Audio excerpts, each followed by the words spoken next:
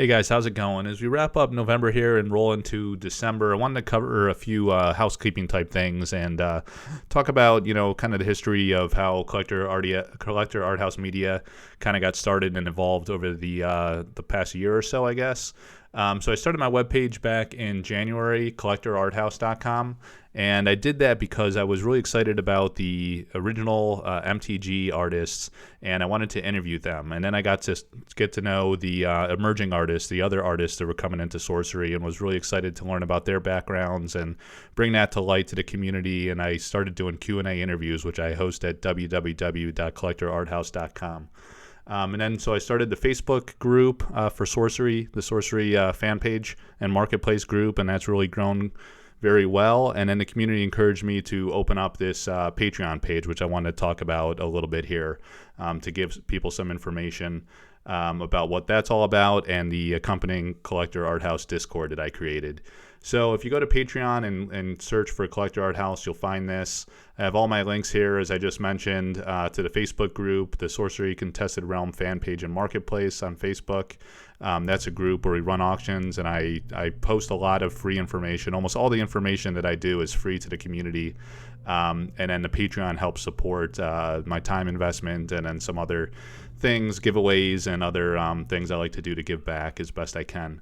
So you have the Facebook group, you have the Collector Arthouse Discord, which I'll show in just a second, and then this YouTube channel, which I launched recently, and it's growing to about 275 members as of the time of this recording, so that's really exciting. The Discord is getting very close to 300 members, and then we have about 1,300 in the Facebook group. So going over to the Discord, I have the links in all of these videos, so please come and join the Collector Arthouse Discord community. We have a general chat where people are very active all the time, fans of Sorcery, passionate or casual, doesn't really matter. You could chime in as you like. But I have some special features here for the Patreon. There's some exclusive channels where I talk about announcements for projects I do directly with the Sorcery artist and offer new exciting products like hand embellished prints and coming in the future artist proofs and paintings, repaintings, original paintings, all those types of things. A lot of exciting stuff going on. And then I also keep an exhaustive archive exclusive to Patreons of all of the auctions that I've ever run through the Facebook group and through the Collector Arthouse Discord. Now, this is all free and entirely discoverable on the Facebook group page itself. I just added the Collector Arthouse Discord to mirror those for folks that are not on Facebook, so they could come in here and they could bid, and we do live auctions. There's a channel in here where we do live auctions and people can bid, as you see here, for various auctions, and then I actually mirror those on Facebook so the Facebook people can see it, and then if people bid on Facebook, I mirror it here in the Discord so people know what the latest bid is for everything. So there's a lot of great stuff here, all my resources from all my media platforms, and exclusive content that I do on Discord for those that can't make it onto Facebook or just choose not to use Facebook. So back to the Patreon, there's a bunch of tiers there, everything from $5 to $100.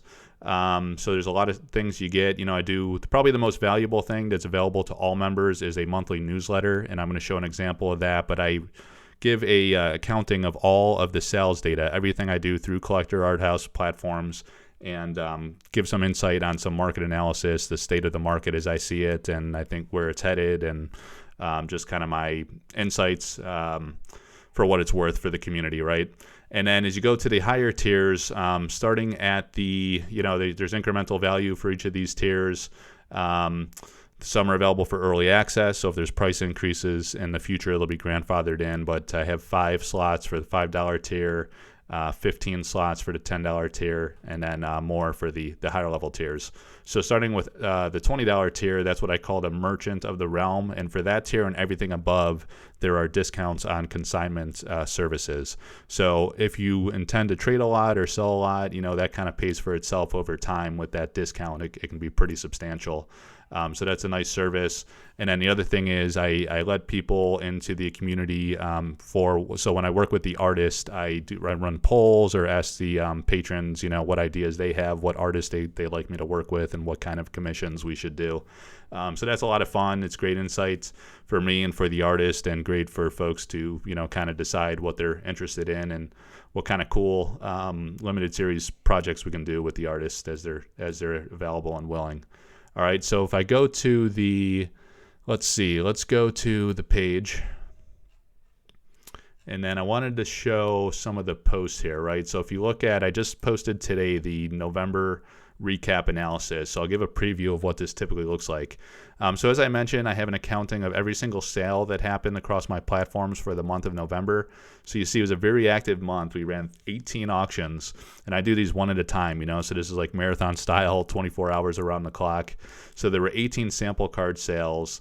Average sales price for the month was $410 per card, compared to prior month of $318. And then I give some takeaways and insight into some of the factors that influence that. Some of it is rarity composition.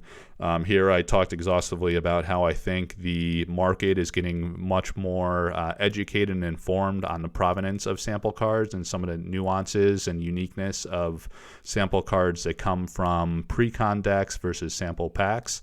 And also the development history, and where you see, even at all levels of rarity, there were some cards here in the ordinary category that sold for quite a bit, even more than exceptionals, and in some cases elites. We had the Thunderbolt ordinary, $300, Pudge Butcher, really iconic card. It's an exceptional, sold for $900. That's more than an elite card recently sold for.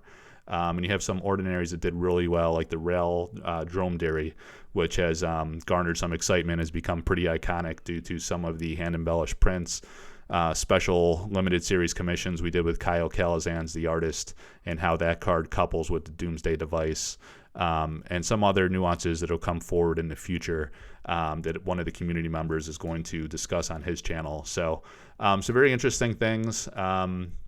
These insights, I think, are available service to the community, getting that sales data history.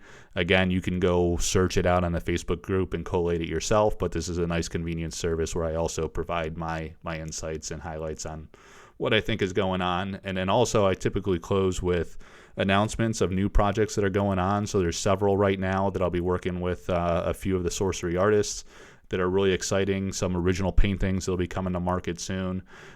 Those are getting increasingly scarce. There's not many artists that actually have originals left of their own, so sometimes those are resales if they've already been sold, but there's a couple originals that I'm going to be bringing forward from Matthias Frisk, Exorcism, and Minor Explosion, which are incredible paintings.